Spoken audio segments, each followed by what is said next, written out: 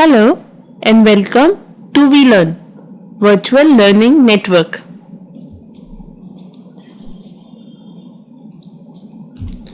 This is session 1 of Employment Relationship, Concept, Scope and Approaches to Industrial Relation. Topics to be covered: Introduction, Concept and Scope, Dunlop approach, Oxford approach, Industrial Sociology approach, Action Theory approach, Marxist approach, Pluralistic approach, Weber social action approach, Human relation approach, Gandhian approach, Human resource management approach, Models and theories. Introduction. Industrial relations constitute one of the most delicate and complex problems of the modern industrial society. That is basically characterized by the rapid change, industrial unrest and conflicting ideologies in the national and international spheres. So in this session basically we were more emphasizing on the industrial relation concept. What exactly about industrial relationship, how employment relations was basically performed in it, what kind of approaches was basically performed, what are the inputs, what are the contributions done in the various eras. So in the very first session of this subject we were actually getting the idea about the concept, what exactly that. If we talk about the employment relationship, before understanding it, what exactly that, it is always required to have a good understanding about the industrial relations, and yes, at the same time why it is very much necessary, what exactly industrial relation. If we talk about the industrial relation, it is one of the very much delicated, very much complicated, complex relation, and yes, to maintain that in a very right manner, in a very corrective manner, is again a kind of an achievement for the companies. So it is, yes, affected by changes, it's affected by it rise to the any kind of conflict, it may rise to the industrial unrest, they could be affected by any disputes, any conflict arising in the society, and yes, at the same time it's always have an impact on the both side, that is international spheres. It is basically a dynamic concept that depends upon the pattern of the society, what exactly the pattern of society, how it's performed, how overall work is done. So they are basically made on that process. Whereas economic system and political setup of the country, and it basically changes with the changing economical and social order. It is what basically working on the changes of that. What are the factors, what it actually affects, what it's consider. This kind of concept was more there. So it is dynamic concept and depends upon the pattern of society. And yes, at the same time, economic system and political setup of a country changes with the changing economy and social order. It is basically art of living together for the purpose of production, productive efficiency, human well-being and industrial progress. Yes, it basically worked on to improve the industrial relationship, to bringing out the industrial togetherness, and yes, at the same time come up with the good art of living which actually affect the production, productive efficiency and well-being of the humans also. So these are the dimensions which are taken care by the industrial relation. It leads to increase the production, yes, improve the efficiency in the employees, at the same time provide them human well-being, human ethics, human values, survival factor in a very good manner, and yes, at the same time it overall influence the industrial progress. Overall it always help to increase that concept. Now concept and scope. If we talk about the industrial relations, Stead and Metcalfe basically observe that industrial relations are composite result of attitude and approach of the employers and employees towards each other with regard to planning, supervision, direction and coordination of the activities of an organization. with a minimum of the human efforts and frictions, with an animating spirit of cooperation with the proper regard of genuine well-being of all the member of the organization. So industrial relation is basically impacted or basically compromises by the attitude and approaches, whatever the attitude, whatever the approaches have towards the employees or employees have towards the employer, these all are affected and this can be changed. And yes, at the same time, it always on the basis of organizational activity, whatever the activities performed in the organization, all these practices are basically worked according to that. And yes, these things would lead to have minimum human effort. This lead to have a more spirit of cooperation, generate that cooperation, and then another is the well-being of the workers also. So this is basically the concept and scope of the industrial relationship. So industrial relationship talks all about the bringing out the better relationship in the industry, which would lead to having a good environment and good existing area and result which impact them. So that comes into the concept and scope of that. And yes, this will always lead to have a humanistic factor, well-being factor, and yes, at the same time the business production and incremental factors also. So industrial relation basically characterized into the 4 categories. The very first is improvement in economic conditions of the worker in the existing state of industrial management and political government. It always required to bring out the improvement in the economical condition. If it's not there, so in that case, this is not very much appropriate things for the industry. So it is always required to improvement in the economical condition. So industrial relationship is worked to bring out that condition improvement also. Second is control exercised by the state over the industrial undertaking with a view to regulating the production and promoting harmonies industrial relationship, to bringing out the harmonious relationship, to bringing out or exercising the better factors in the productions and promotions of the industrial relationships. And yes, at the same time bringing out proper concept, proper utilizations of that also. Third is socialization and rationals of industry by making the state itself a major employer. That is another concept, to give them as much of the social dimension and bringing out that much of rules and regulations which make or empower the states also. Another is vesting of proprietary interest of the worker in the industry in which they are employed. That is to bringing out the concept of togetherness or self-generated, or as an employer, worker must consider themselves as a proprietor. They must think that this organization belongs to that particular worker only. So in that case, yes, it's always required this kind of 4 concept in the industrial relations. The component of industrial relation system, the very first component in industrial relation is participant. Participant is one of the required party. They are those who recognize the representative of the parties. Another is when there was industrial relationship system, so they must have certain kind of issues. So that is the power interactions of the participant in the workplace created industrial relation issues, and these issues are consequence of a power interactions. Then structure is basically consist of all the form of institutionalized behavior in this system. It is always there to bringing out the proper working and institutionalization, bringing out collective bargaining, proper grievance, proper settlement of practices. This kind of structure must be there to perform each and every activity in a very well manner. It must be into the legal enactment. Relevant power interactions may also be considered in this part.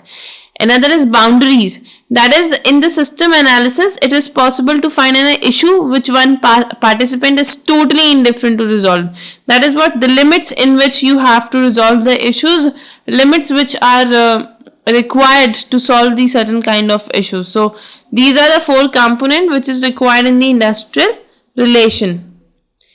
If we talk about the components, so there was features also. The features are very much related to this concept. The very first is interdisciplinary character. Yes, it is very interdisciplinary. It is related to the multiple disciplines and it is related to the different eras. Then another is suitability to work organization and their subsystem. That is what to bringing out or consider the organization perform the things in the suitable manner, in a proper manner, and yes, at the same time bring out the proper subsystem.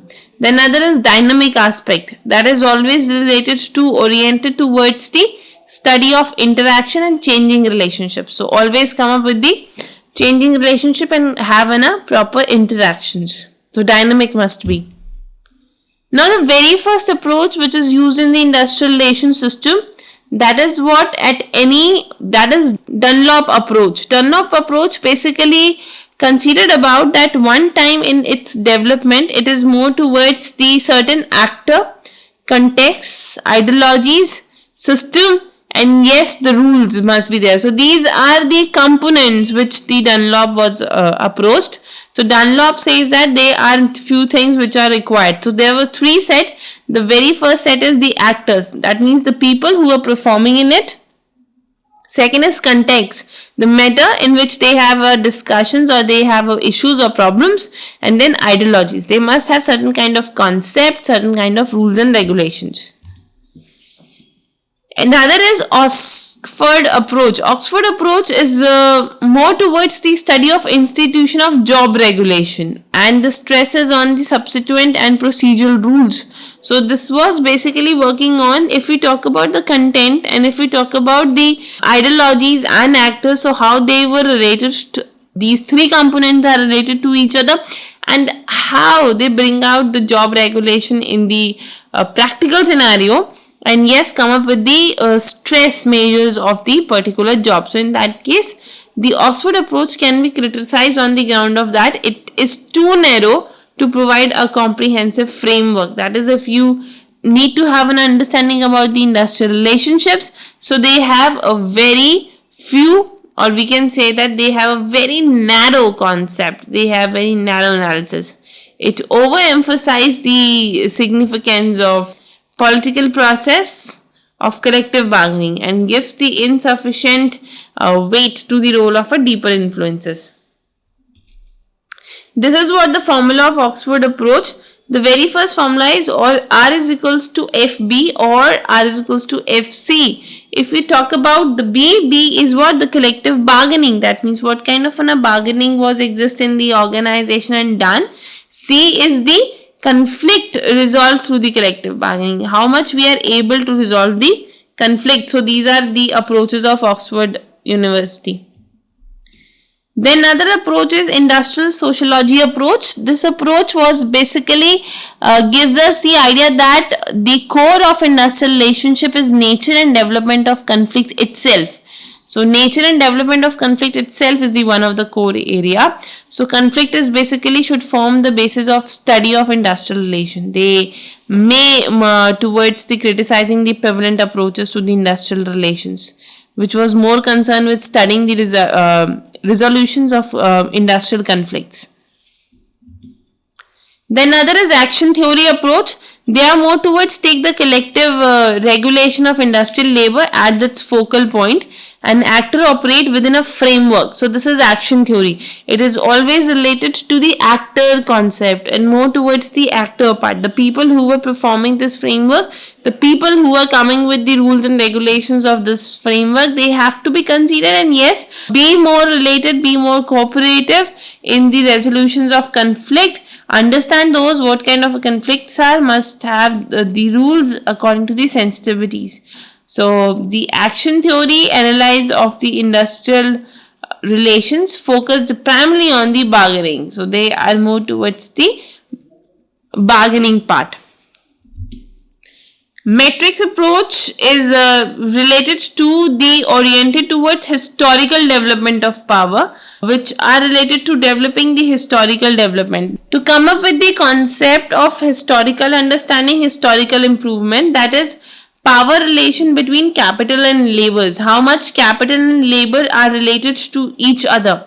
What exactly, how they perform, how they get the concepts and understanding. So it is also characterized by the struggle of these classes to consolidate the strength their respective position with a view to exerting the approach influence on each other.